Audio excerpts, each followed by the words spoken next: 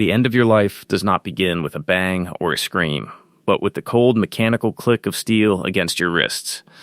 It starts with the taste of concrete and motor oil as your face is pressed hard against the hood of your own car in a dim parking garage. The air leaves your lungs, replaced by the weight of 2 federal agents twisting your arms behind your back until the tendons scream. They found the shipment. You thought the truck was clean, you thought the compartment was invisible, but they knew exactly where to look. 40 kilos of cocaine.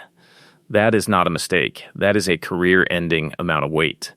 As they read you your rights, the numbers start racing through your mind, cold and unforgiving. You are 32 years old. The mandatory minimum is 25 years. Federal time. No parole. By the time you see the sky as a free man again, you will be pushing 60. Your youth dissolved into gray concrete. They haul you into a room that feels designed to break the human spirit. There are no windows, just a metal table bolted to the floor and 2 chairs that offer no comfort. They leave you there for 6 hours. It is a calculated tactic. No water to drink, no bathroom breaks, just you and the incessant, maddening buzz of a fluorescent light flickering overhead. You act tough at first, but by hour 4, the silence is deafening. By hour 6, you are ready to beg. When the door finally opens, the air in the room shifts. It isn't a team of aggressive interrogators who walk in, but a single woman in a sharp gray suit. She carries a folder with your name on it, and as she sits, she opens it with the casual confidence of someone holding a royal flush. She knows everything. It is terrifyingly comprehensive. She lays out the photographs like she is dealing a hand of poker. There you are meeting with suppliers. There are the call logs, the dates, the times. She has pictures of you with people whose names you are never supposed to speak aloud. She looks at you with eyes that have seen 1,000 men in your position and tells you the truth: you are dead. Not literally, not yet, but your life as you know it is extinguished. The man you were when you woke up this morning no longer exists. However, there is a door number 2. It is a simple deal. Terrible in its implications, but seductive in its promise. You go back to work. You walk out of here like nothing happened. You keep moving product, you keep taking meetings, and you keep shaking hands. But from this moment forward, you belong to the United States government. You will wear a wire. You will take photographs. Every word you speak will be recorded, transcribed, and analyzed by a team of FBI analysts. You are no longer a trafficker. You are a confidential informant. They give you a code CI7734. That is your new identity. Your real name is a liability now. If anyone in your circle discovers what you have become, you will be dead within the hour. And not a clean death. The cartels do not just kill rats, they make examples of them. They leave pieces of you in 3 different states. You look at the photos, then you look at the agent. You choose survival. Your first assignment is the test run, a meeting with a mid-level distributor named Carlos. This isn't just a business contact. You have worked with Carlos for years. You have shared meals. He trusts you. But the FBI needs to know who supplies him, and you are the key. You meet him at the same restaurant you always frequent, but everything feels different. You are wearing a wire taped to your chest. It is a small device, no bigger than a quarter, but against your skin it feels hot and heavy, like a flashing neon sign screaming your betrayal to the room. You are sweating through your shirt, terrified that a hug or a pat on the back will end your life. Carlos asks if you are okay, noting your pale face. You lie and tell him you're coming down with the flu. He laughs, unsuspecting, and slides a piece of paper across the table. It has an address and a time for the next shipment. You take the paper, and the wave of nausea that hits you is visceral. You feel like Judas. The FBI is ecstatic. They got what they needed. 2 weeks later, Carlos is arrested. He is sentenced to 15 years. You tell yourself he deserved it, that he chose this life, that he would have sold you out in a heartbeat. You repeat these lies until you almost believe them. But the FBI does not let you rest. They take you to a new room under the same buzzing lights, but the folder is different. Carlos was just the appetizer. They want the main course. They want the man who runs the entire operation in the city. They want Miguel Reyes. Miguel Reyes is not a man you betray.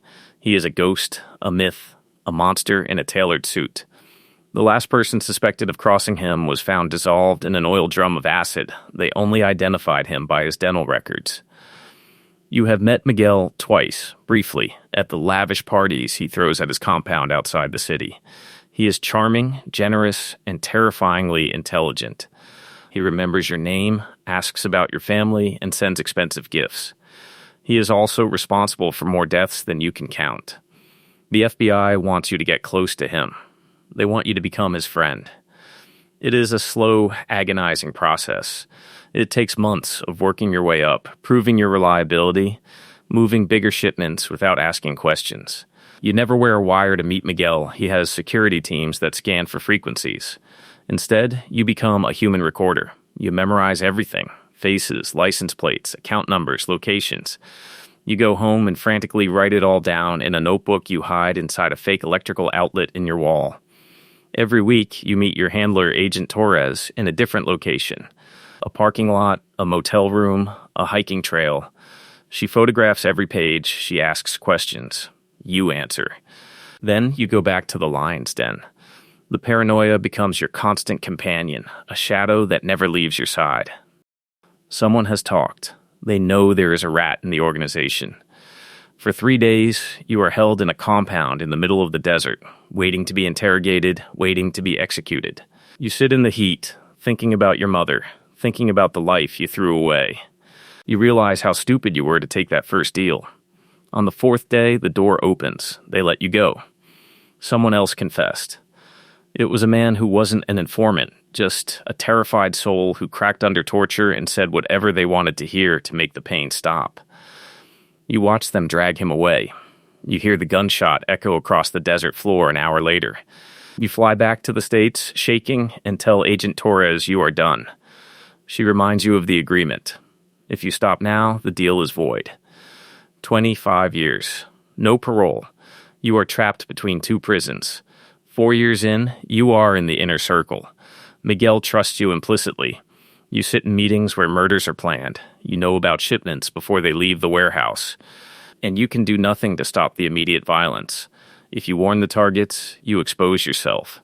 If you tell the FBI, they might move too soon and blow the long game. So, you watch people die. You watch families crumble.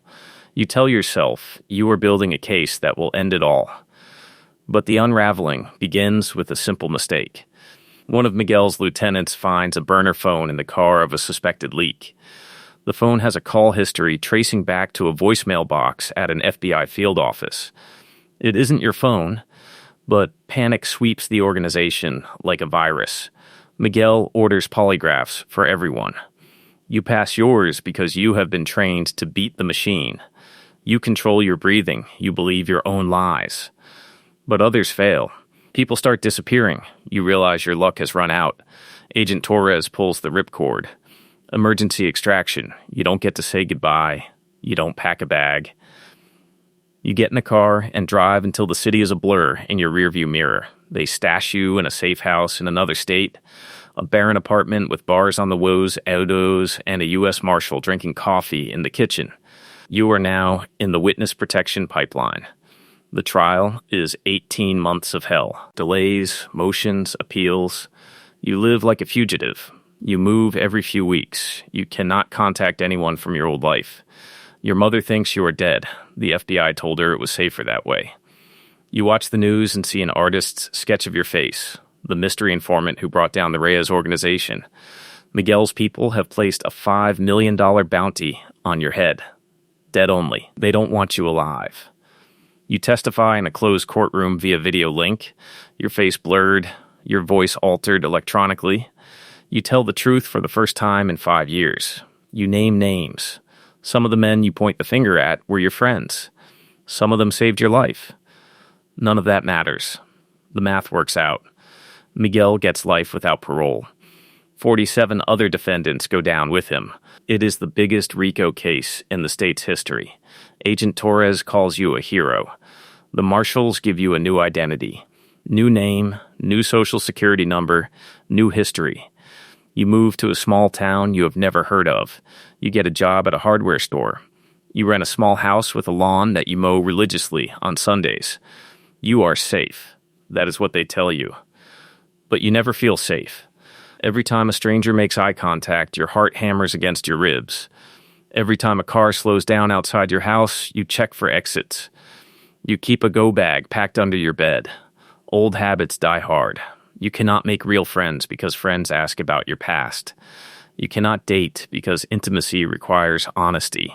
You are 38 years old and more alone than you have ever been. You saved your life by destroying it.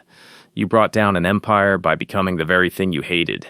You are a hero, a rat, and a ghost all at once. Late at night, the faces come back to you.